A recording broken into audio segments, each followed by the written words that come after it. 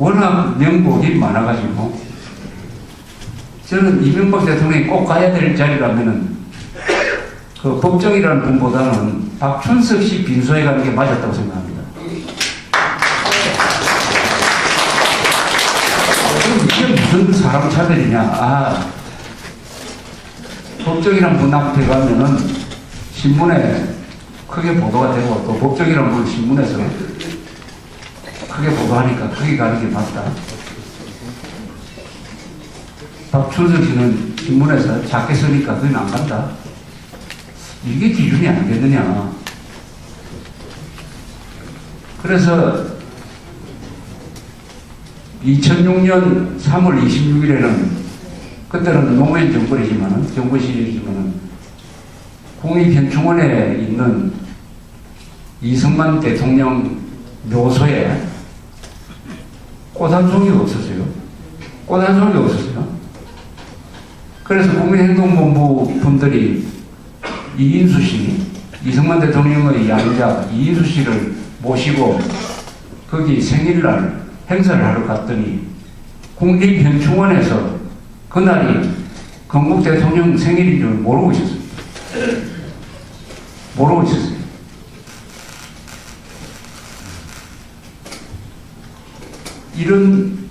이런 게 좌파 정권이 끝나면서 이런 망나니 같은 불효막심한 이런 전통이 끊어져야 되는데 이게 아직도 계속되고 있어요.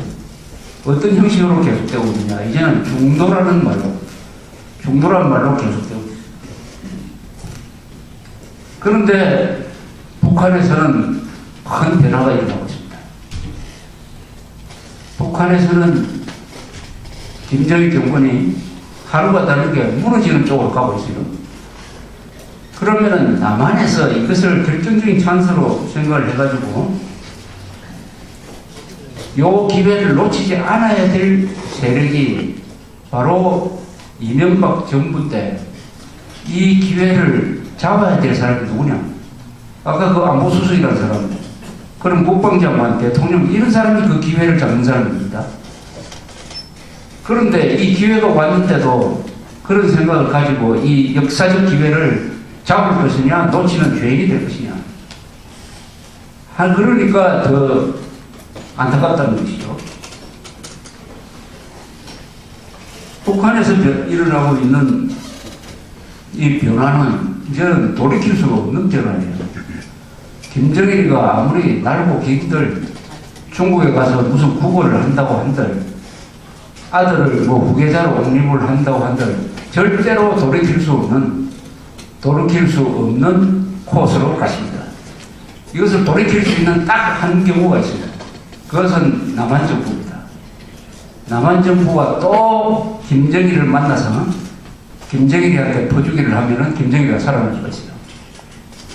김대중이가 했던 식으로 또 도와주면은 회생할 수가 있어요. 그걸 이명박 정부가 할지 안 할지는 저는 자신이 없습니다. 지금까지는 대북 퍼주기를 안 했어요. 그 부분은 잘한 겁니다. 그런데 지금부터 퇴임 때까지도 그렇게 할 것이냐. 이명박 정부 주변에는 그 안에는 김정일을 만나면 좋은 일이 있을 것이라고 이명박 대통령한테 말을 하는 사람들이 참 많아요. 그걸 업으로 삼는 사람도 있습니다. 그래서 이명박 대통령까지 올해 안에 아마 김정일하고 만나게 될 것이다라는 이야기를 섣불리 꺼냈다가 아주 우습게 됐습니다. 자, 이런 상황에서 이제는 우리가 준비가 안 돼 있으면 북한의 이 변화, 북한의 붕괴가 별로 반갑지 않은 거예요. 찬스를 잡을 준비가 안 돼 있는 사람한테 찬스가 오면 그 안 오는 게 낫습니다.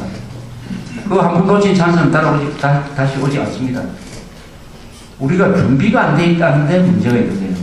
북한은 지금 무너지고 있는데 사실은 우리가 무너뜨려야 되는데 북한의 큰 변화의 몇 가지 흐름은 이런 겁니다. 첫째, 김정일이가 약해지고 있다. 심신이 다 약해지고 있다. 최근에 김정일의 동태에 대해서 가장 정확한 이야기를 한 사람이 있습니다. 국가정보원에서 경영하는 한 연구소의 소장으로 있는 남성욱이라는 사람이 공개된 자리에서 이렇게 이야기했어요. 김정일이가 지금 몸무게가 166cm에 85kg을 했다. 166cm에 85kg면 굉장히 비만 체질이죠. 그래서 김정일 자신이 자기를 뭐라고 했느냐면 나는 똥자루다 그랬어요. 똥자루가 맞지요. 똥자루처럼 생겼지. 그리고 얼마나 호화판으로 좋은 음식 먹고 술을 많이 마십니까? 물론 좋은 술을 마시니까 독성이 좀 들어가겠지만 그 누적된 결과가 뭐냐? 당뇨병, 심장, 그리고 심장, 고혈압 이 4개를 가지고 있어요. 그러다가 드디어 2008년 8월 15일 전후로 해가지고 뇌졸중이 왔습니다. 뇌졸중. 가볍게 왔어요. 다시 회복하기 시작해서 2009년 초에 이제 등장하겠습니다. 그때 보니까 저보다 몸무게를 줄였다. 그래서 사람이 아주 쭈글쭈글해지고 그래야 되지 않습니까? 몸무게가 줄어가지고 얼마나 줄었겠어요? 한 70kg까지 줄였대요. 70kg. 그런데 신장 투석을 주 2회 받고 있답니다. 신장 투석을 받으면 그날 하루 누워 있어야 되죠. 그 다음날은 뭐 회복한다고 제대로 활동하지 못할게요. 그래서 김정일은 일주일 중에 제대로 활동할 수 있는 것이 아마 하루 아니면 이틀입니다. 그때 이제 어디 공장을 시작한다 해가지고 사진 찍어가지고 좀 돌리고 있어요. 이게 그러면 생존이 얼마냐? 주변에 신장 투석하는 분들이 몇 살까지 사는지 보시면 대충 짐작하실 수 있을 것입니다. 김정일이가 고혈압, 당뇨병, 심장 이 병에 걸렸다는 게 얼마나 이게 아주 재밌는 현상입니까? 다른 병도 아니고 다른 주민들은 다 말라 죽게 해놓고 북한 주민들 속에 누가 당뇨병 걸린 사람 있겠습니까?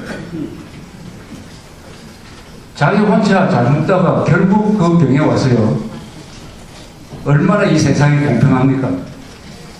아니 김정일이가 300만이 굶어 죽는 데서 그 지도자라는 놈이 당뇨병에 걸렸다 고혈압에 걸렸다고 하면은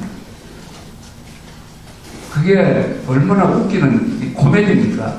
비극적 코미디인지 이게 희극인지 비극인지 모르겠지만 결국 그렇게 비싼 밥 먹고 좋은 음식 마구 먹다가 그게 독이 되어버렸습니다. 독이 돼. 그런데 남성욱 씨가 또 이런 이야기를 했어요. 후계자로 김정은이를 밀려고 하다가 하늘에 태양이 2개 있을 수 없다 해가지고 요새는 좀 잠잠해졌다 이렇게 이야기했습니다. 즉 김정은 후계 체제가 제대로 구축되지 않고 있다는 겁니다. 구축되지 않고 있다는 겁니다. 이게 아주 중요해요. 지금 이 상태로 김정일이가 죽으면은 후계자 없이 죽을 가능성이 많습니다. 후계자 없이 죽으면은 독재 체제는 어떻게 되느냐? 거기에 권력의 진공 상태가 생깁니다. 11.6 났을 때 박정희 대통령이 총 맞아 죽으니까 권력의 진공 상태가 생겼어요. 진공 상태가 생기면 공기가 바로 들어가 버리죠. 권력도 마찬가지입니다. 권력의 진공 상태가 생기면은 가장 가까이에 있는 다른 권력이 그 진공 상태를 메우고 권력을 잡습니다. 즉 12.12 사건을 통해서 전두환 장군이 이끄는 정규 육사 출신들이 금방 정권을 잡았어요. 이게 자연의 원리인 것입니다. 후계 체제가 없이 김정일이가 죽어버리면은 권력의 진공 상태, 거기서 누가 먼저 권력을 잡느냐 하는 투쟁이 이루어질 것이고, 그것은 김정은이는 아닐 것이고, 다른 사람이 권력을 잡을 것이다.